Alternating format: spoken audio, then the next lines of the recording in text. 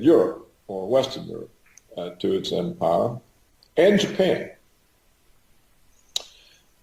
And was checked from going any further by the Soviet Union, which was an equally powerful military state. And so during the second half of the 20th century, until the Soviet collapse in 1991, the empire impulse of Washington was checked by the Soviets. Now, when the Soviet Union collapsed, this removed constraint on United States power. And it instantly began thinking of itself as the uni-power, the world's only superpower.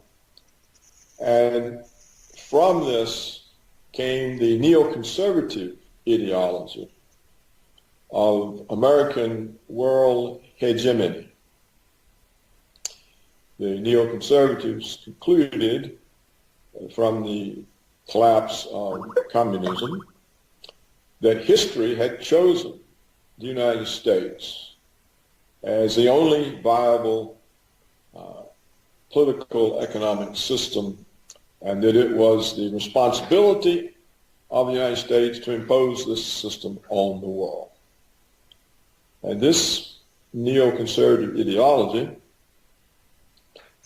suited many of the powerful private interest groups. It suited the military security complex, because they knew their budgets would be safe forever, because they were worried with the Soviet collapse whether all the funding for the military security complex would continue.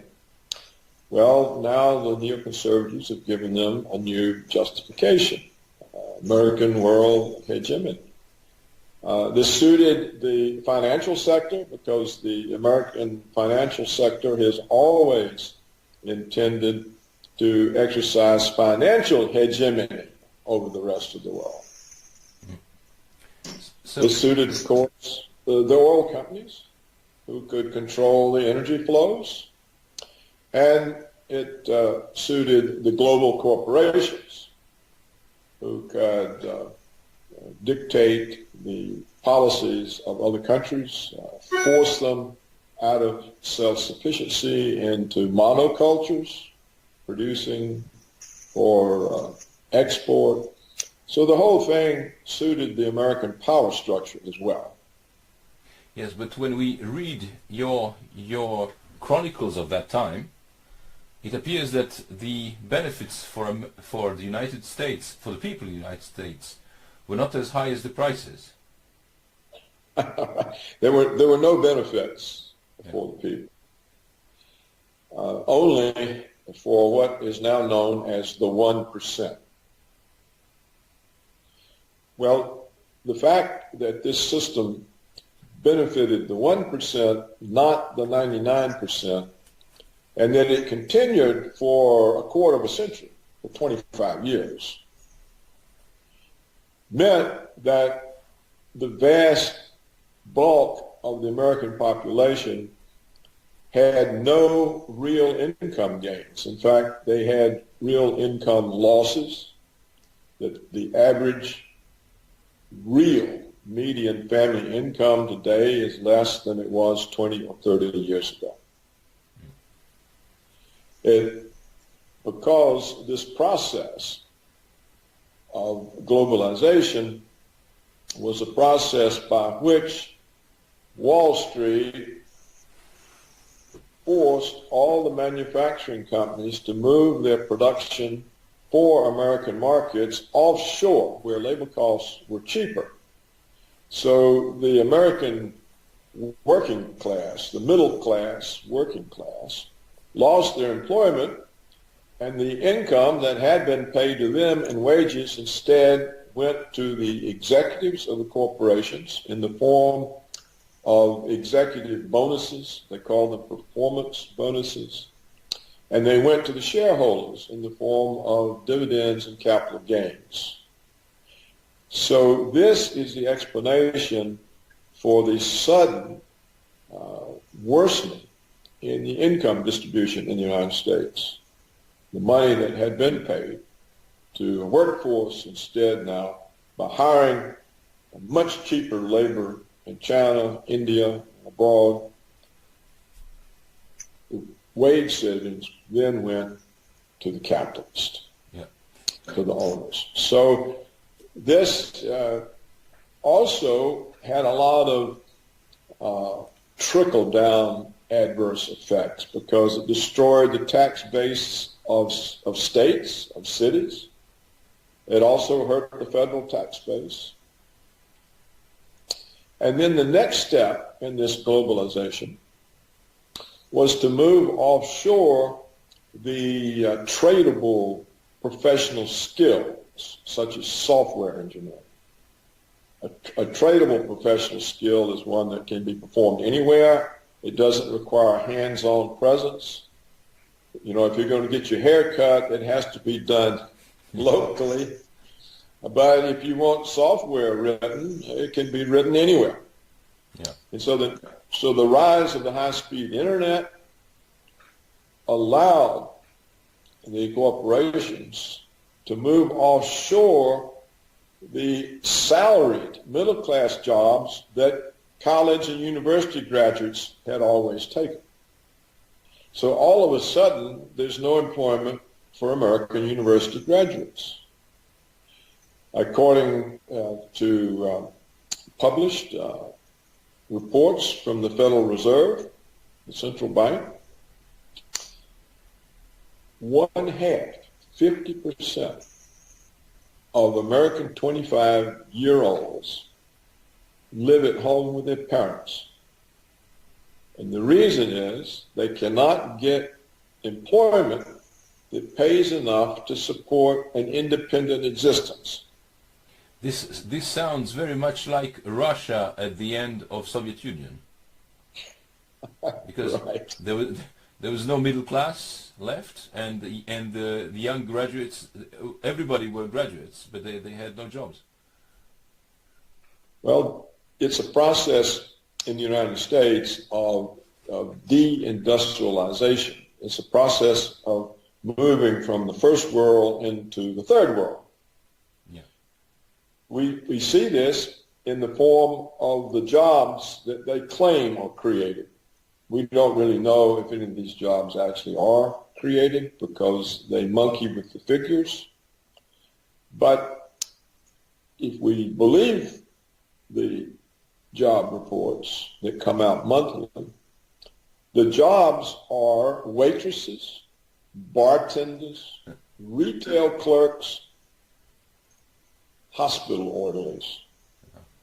In other words, there are no jobs for engineers, architects, researchers, designers. So what we have done in the last 25 years by moving first the manufacturing jobs and now the professional skill jobs such as software engineering offshore is to destroy the ladders of upward mobility that had made the United States an opportunity society in which people could rise.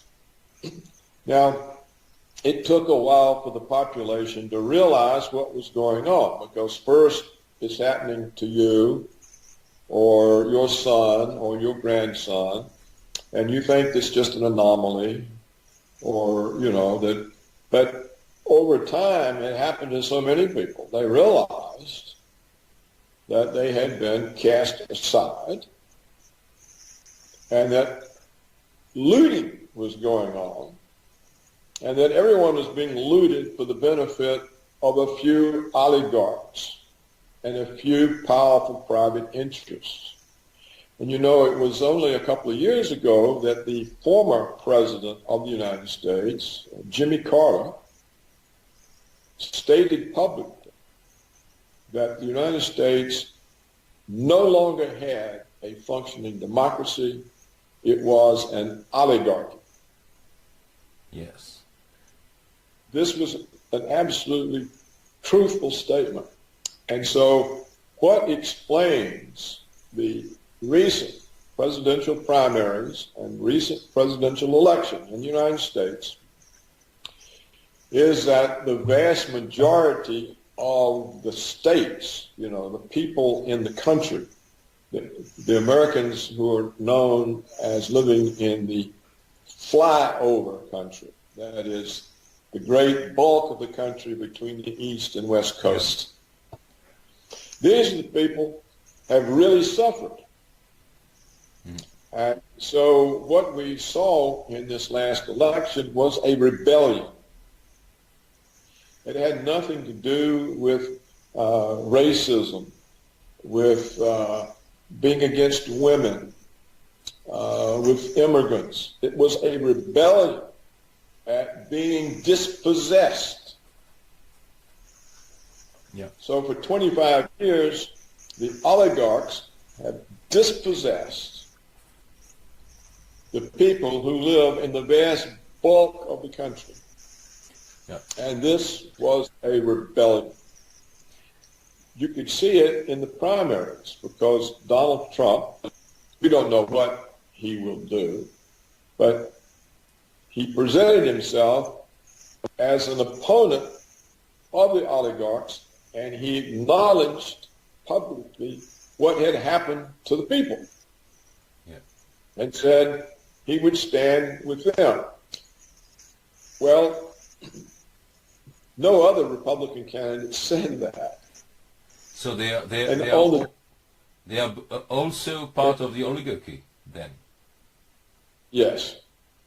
They're trained that way. Whether they're part of it or not, it's just, it could even be, you know, they're not even consciously aware. It's just the way they operate in order to succeed.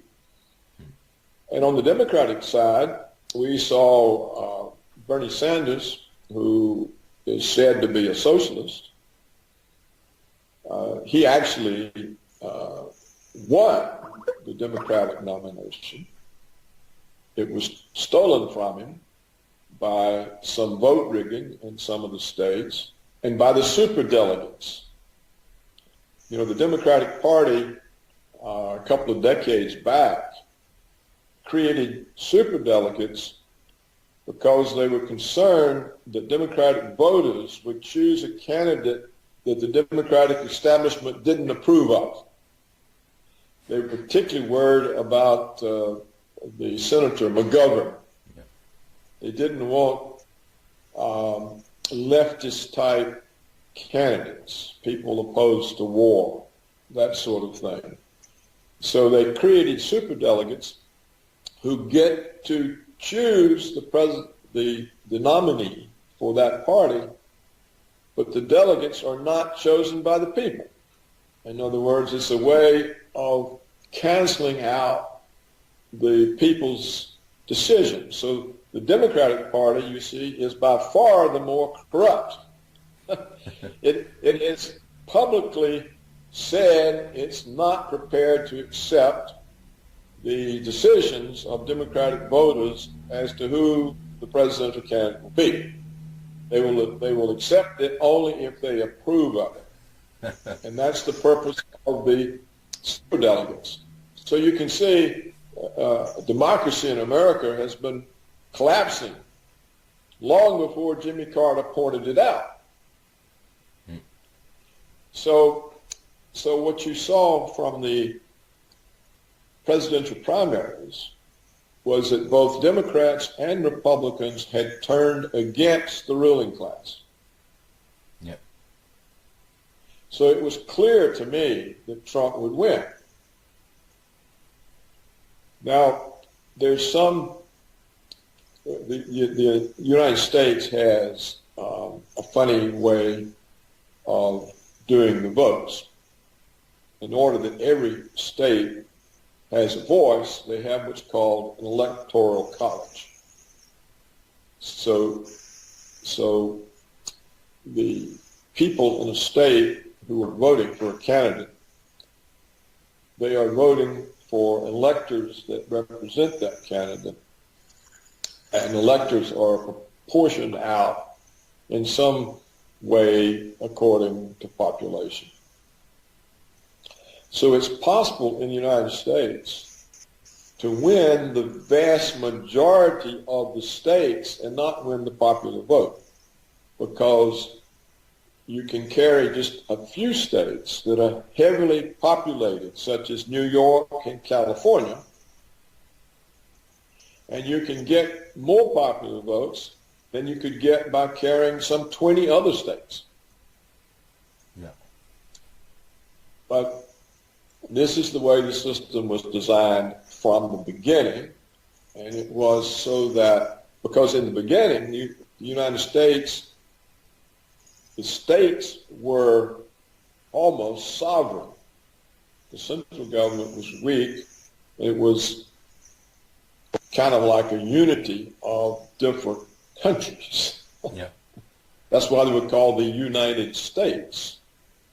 And so for the states to agree to be somehow in a centralized government, they needed to have some assurance that they had a say in the outcome of those elections. So I think that's the rough, brief history of the Electoral College. Yeah. So Trump easily won in terms of the Electoral College. They're still counting popular votes, and it appears he has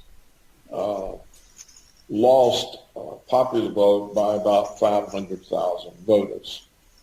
You know, they both have 47% plus a decimal of the votes. But if you look at the map, the states that voted for Hillary were the 3 West Coast states and the Northeast states. Yeah. The rest of the country. And in fact, so many of the traditional Democratic states voted for Trump. Wisconsin, Michigan, Ohio. So basically...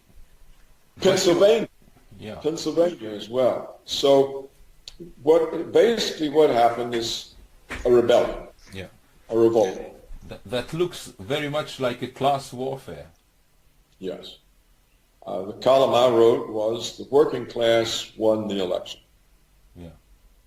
But how come that nobody described this? I mean, nobody. It's not true. But in the mainstream media, on both sides of the ocean, nobody wrote about that. There were no reports on the people's situation, on the working class, on whatsoever. And only now some media outlets are beginning to realize that that was the key. And especially in Europe, we had no knowledge of whatsoever of what was going on in America for 25 years. How can you explain that? Well, Europe has been accustomed to following the American lead ever since World War II. So whatever the New York Times says, or CNN, or ABC, or that is the truth, they think. So they repeat it. That's one reason. That goes all the way back to the end of the war. Another reason is that under the Clinton administration in the 1990s, the government permitted 6 mega corporations, huge corporations, to buy up and concentrate in 6 holdings 90% of the American media. This was against the Sherman Antitrust Act. It's against American tradition. The United States always had an independent and dispersed media. A great bulk of it might be conservative during certain periods of history. In more modern times, it was liberal, you know. But it was not concentrated in 6 hands. Well, once Clinton let the oligarchs concentrate the media, 90% owned by 6 companies, all independence disappeared. Furthermore, journalists no longer ran the companies. They were run by former government officials and by corporate advertising executives. The value of these massive corporations lies in their federal broadcast licenses. So they cannot go against the government. They cannot go against the corporations because of the advertising revenues. And they can't protect one another because they're all concentrated in 6 hands. So there's no such thing as an independent American media except on the internet. The print and TV media serves as a ministry of propaganda. And the common term for the American print and TV media is prostitutes. Yes. This is a contraction of press prostitute. The latest poll showed that the American people, that only 6% of the American people had any confidence in the media. And we can see the media, which did everything it could to deny the presidential nomination to Trump and then to deny the presidency, it had no impact on the vast bulk of the country. So that's why nobody in Europe knows anything. And now there's a third reason. I've given you 2. The third reason comes from the German editor who wrote that book. His name is Udo Aufkattel, I think. Yes. And he says that as an editor of the big German newspaper, he would publish things under his name that were handed to him by the CIA. And he says this is common practice throughout Europe, that there are no significant journalists in Europe that are not on the CIA payroll in one way or the other, either as cultivated friends who get free trips to Washington or for money. So you see, Europe doesn't have a media either. There's no independent media in Europe. And the Europeans are so accustomed to following Washington's lead, they don't even know how to be independent. No. You know, the best independent country in Europe was France. You know, de Gaulle would not join NATO, and I think it was only earlier in the 21st century that France finally joined NATO. Yeah. So there's no real, outside of France, there was no independence from American foreign policy, or for that matter, American economic policy. Indeed, we have the revelation from the CIA memos that were released by the National Archive that the EU itself is a CIA creation. That it was the CIA that came up with the idea of the European Union, because if Europe was centralized, it would be much easier for Washington to control. There would only be a few people to control, to pay off, or influence. Whereas all these separate countries, this was a nightmare. They could play each other off. They could, some politician could go off in some other direction. And so this is not a conspiracy theory. These memos are released professor at Georgetown University or George Washington, I forget which, found them and wrote a book about them. So Europe is part of the American empire, and they're so used to being part of it, they don't even think about it. Yeah. So now, do you think that, I mean, what is the scope of the rebellion or revolution that bears Trump's name now?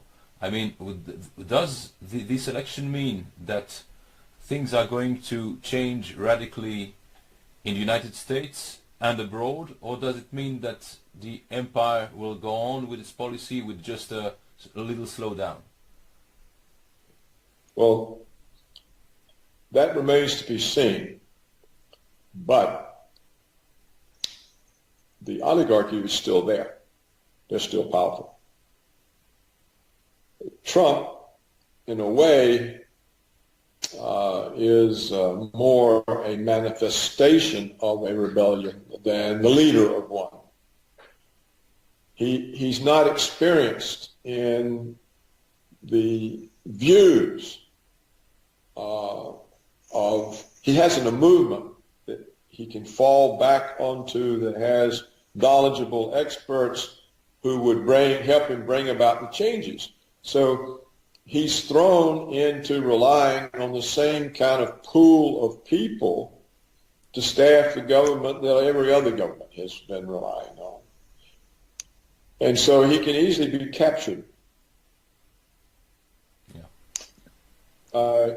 He also has a tendency, which is understandable, to reward people who support him.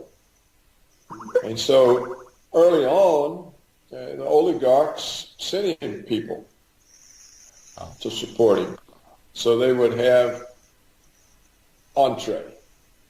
And we see in the press speculation that he might appoint Rudolph Giuliani as the Secretary of State. Well, just this week, I think, the Daily Telegraph in England has a big feature on Giuliani, and Giuliani says, oh, it's very easy for us to buffalo the Russians. All we have to do is threaten them with military force. This is the opposite of what Trump has said. Yeah. So how can he be the Secretary of State? Another candidate that the speculation is about is John Bolton. John Bolton is one of the most extreme of the neoconservative warmongers, running around threatening other countries. Do as we tell you, we'll bomb you into the Stone Age.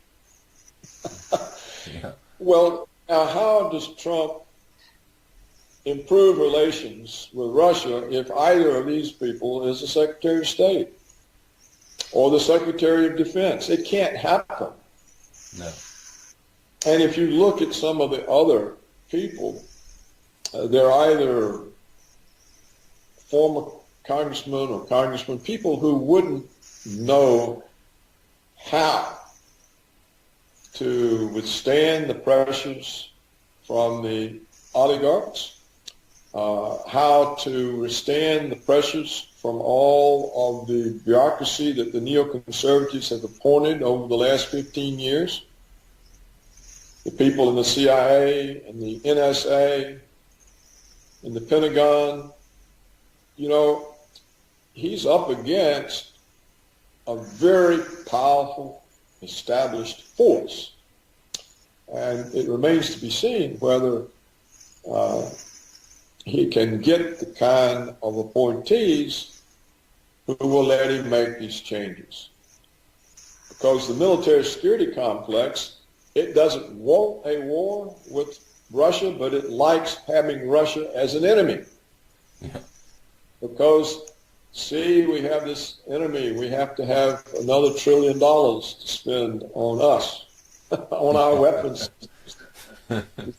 So we got to have more power. NSA, we got to have more power. We have to spy on everybody. Yeah. From the time they, 25 hours a day. We got to even know when the Americans are asleep, what they're dreaming about. And, and then Trump's other important goal, which is to bring back middle-class jobs to Americans. The global corporations don't want that. That means less profits, less performance bonuses, less capital gains. And so how does he actually achieve these things? And even though the House and the Senate are also under Republican control, in other words, this whole government is Republican. The Democrats are, Obama is seen as such a disaster that the Democrats will simply eliminate from the government. They're not in the House, they can't control the House, they can't control the Senate, they can't control the executive branch. So, but still, the Republicans in the House and Senate are indebted to the oligarchs for their campaign financing. That's who finances the campaigns. If you're a senator or a representative, you have to have money to put out all your advertisements and your television. And who gives that? Wall Street, the banks, military security complex, Monsanto, agribusiness, the energy companies. You see what I'm saying? The Israel lobby. The Israel lobby is very powerful. So these powerful interest groups are still there. They control the House, the Senate. So what can he do? It's not clear he can do anything. And if he fails, then what happens to the American people? Do they simply get demoralized and give up? Or are they harder pressed than ever and they get more angry and turn to violence? So what's the answer? It remains to be seen. Yeah. I think they'll turn to violence because they're being too hard pressed economically. You see, in many ways, we've already talked about they've lost their jobs. Their children and grandchildren have no prospects. The older Americans who saved for retirement and expected to be able to supplement their meager Social Security benefits with their savings, there's been no interest income on savings for 8 years. They've been forced to draw down their capital, not live off of its earnings. So the whole country is being impoverished. And then they watched how the Obama regime saved the big banks and let all the homeowners flush down the toilet. Yeah. So they know the system is against them. So if Trump can't somehow provide a better deal for these people, I don't think they'll just get demoralized and quit because they're too hard pressed. I think they'll get more angry. And if they try to oppress, the United States is a big country geographically. And Trump's opponents are thin lines on each coast. The rest of the country is his. So I think if they don't make an accommodation with Trump and don't let him bring about these changes, they'll be faced next time with a more violent outpouring, more violent candidate. And if any of these neoconservative warmongers get in the State Department or the Pentagon, we won't have to worry about it because the conflict with Russia will end it all. You cannot convince a powerful country like Russia that you're going to attack them and have them just sit there and wait. No. They won't do it. And Putin has given them already warning after warning, and they don't hear.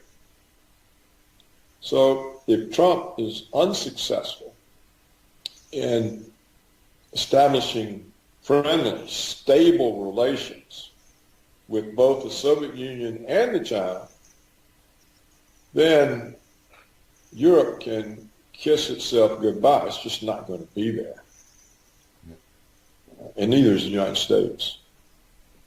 So we come down to the biggest hope, which is conflict that the neoconservatives recreated with Russia after Reagan and Gorbachev ended it.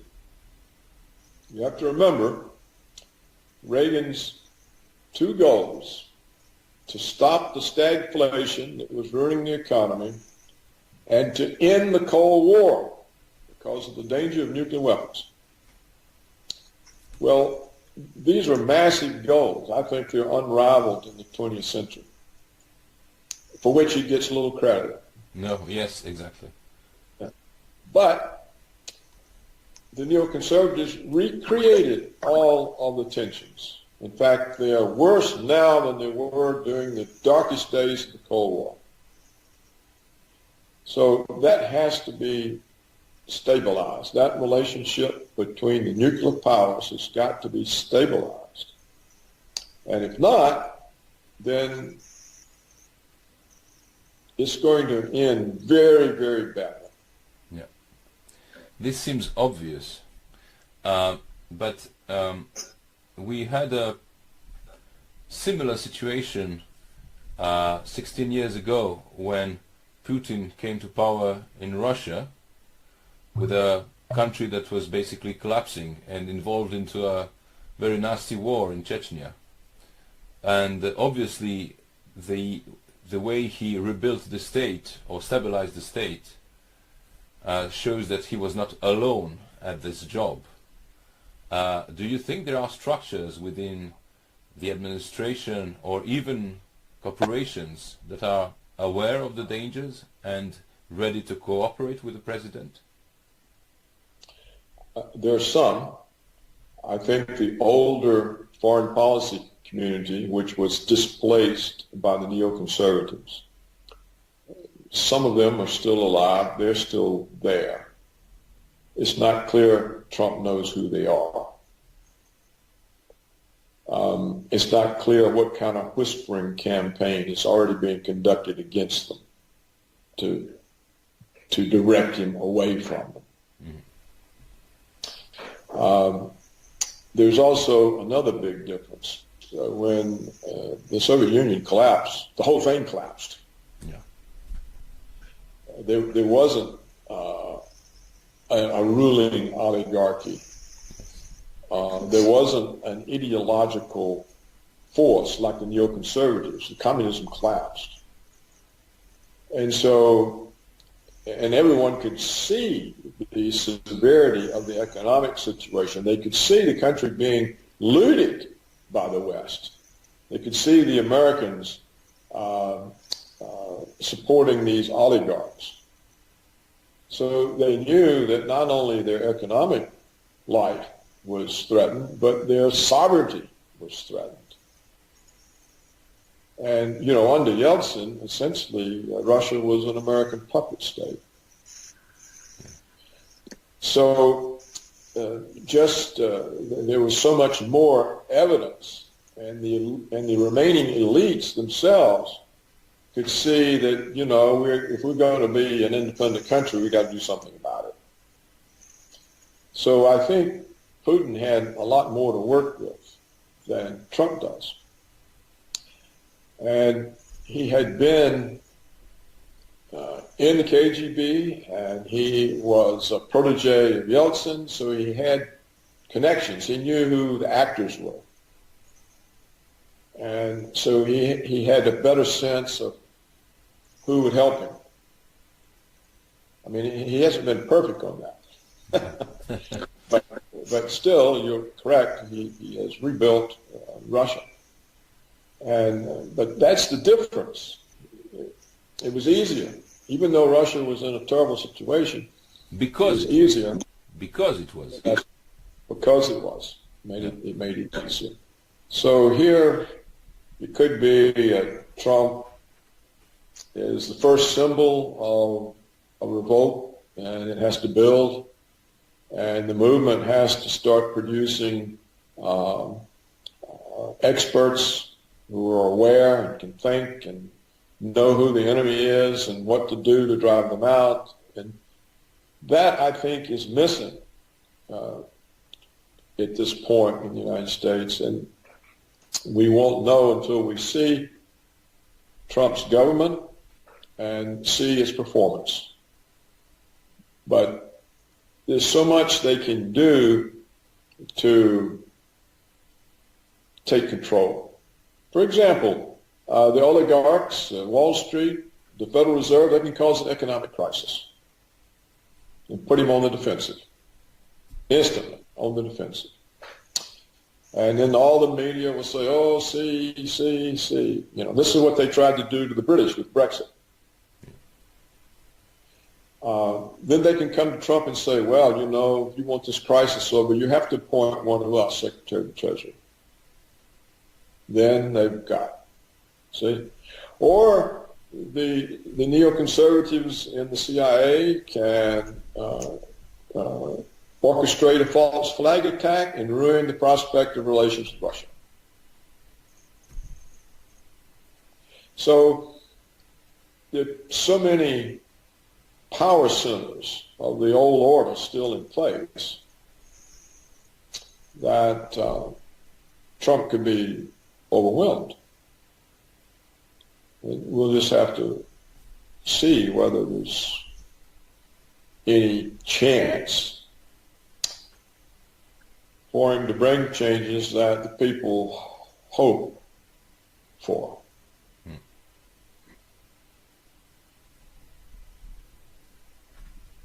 Perfect.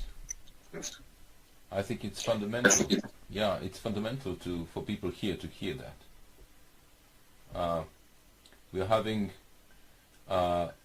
very harsh debates here in Europe about you know, the way the media have blackened out everything that was going on in the United States and all over the world. I mean, Syria, everywhere. And now it seems to me that they are utterly frightened with how they're being overwhelmed and pushed aside by the electronic media, the internet media.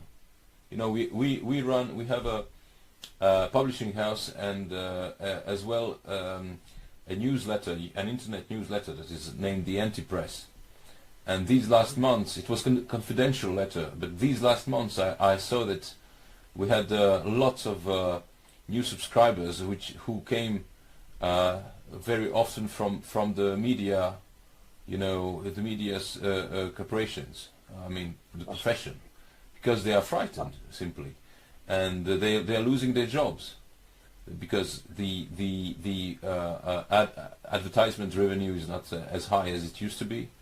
And they're losing readers because they write bullshit, and when you lose readers, you lose the ads as well. So they are in a very bad position, and they are very upset and very nervous, and we think that we have to multiply such testimonies as yours to show the scope of the matrix, because people can't believe how deep and how wide it is. That's yeah. Right. And there are two other aspects of this that we can include. NATO. Donald Trump said that he sees no point of NATO 25 years after the Soviet collapse. Well, NATO in Europe, of course, means power and money and influence for the European ruling class. And so they are all meeting last week. Oh, what are we going to do? What are we going to do? Trump's going to abandon the Western alliance. We have to oppose him. Blah, blah. Well, the Western alliance is a threat to Europe. because it's a threat to Russia. And the last thing Europe wants to do is to present itself as a threat to Russia. But that's what NATO does, and that's what NATO was used for by the Obama regime. All of these missile bases on Russia's border, the troops stationed, the military exercises. What NATO presents as a threat to Russia, it is a threat to Europe, because Russia can annihilate Europe in 5 minutes, all of it. So you have this problem that you've got these people in Europe that are tied in to the NATO organization, which is part of Washington's way of controlling Europe, and they don't want to let go. They'd rather have the risk of provoking Russia than to be safe. And Europe will never be safe as long as NATO is there and is seen as an American extension of American power. So that's a problem and for Europe. Another problem is it was the European governments that enabled the neoconservative policy of hegemony and the American wars in Middle East and Africa. And Europe this as well. Why. And in Europe as well, with Yugoslavia. With Yugoslavia and Ukraine. Yes, in Ukraine. Which was an American coup. So, but look at the consequences for Europe of enabling Washington's wars. You're overrun with immigrants. And you have all these problems. And what are you doing with these millions of immigrants that essentially are creating all kinds of problems all over Europe? So that's what you get for being an American puppet. That's your reward. Is Washington helping you with the immigrants? No. Neither do the Saudis and people who are funding all that. Well, and the Saudis are an American puppet state. Yes, of course. They've always been. So they're fighting our war in Yemen. So when you look at this, you can see the extraordinary confusion that Europeans have suffered now for 56, 70 years since 1945. Yeah. Here are the Europeans suffering in behalf of American empire. What is the point? You know, and Putin keeps saying, I keep waiting on the Europeans to wake up and be independent states again. No one listens. No one listens, but this is essential for world peace. The Europeans have to come to the realization that the American neoconservative American agenda of American hegemony is a direct threat to the existence of Europe, not just because the CIA lumped you all in the European Union in order to destroy the sovereignty of the individual countries, but also because the CIA uses you to confront the Russians. And of course, Europe is no match for Russia. The United States isn't either, in my opinion, and certainly not a match for the combination of Russia and China. So what we've seen in the 21st century is the American neoconservatives have demonized China and Russia and turned the other two powerful countries into enemies. Why? For no good reason except an ideology that in every way is comparable to Trotsky. World revolution, world hegemony. You have to remember, not even Stalin believed that. He said socialism in one country, and he killed off the Trotskyists. So what we have in the American neoconservatives is a new group of Trotskyites who want to exercise power over the entire world. Yeah. This is an ideology. It's like the French Revolution in its initial stages. We'll take it to all of Europe. So at some point, the Europeans have to understand that none of this makes them safe. Are they safe with 2 million immigrants running around, abusing women, causing crimes? No. Are they safe being drawn into confrontation with Russia? No. Are they safe being forced to hurt their own economies by abiding with American sanctions? No.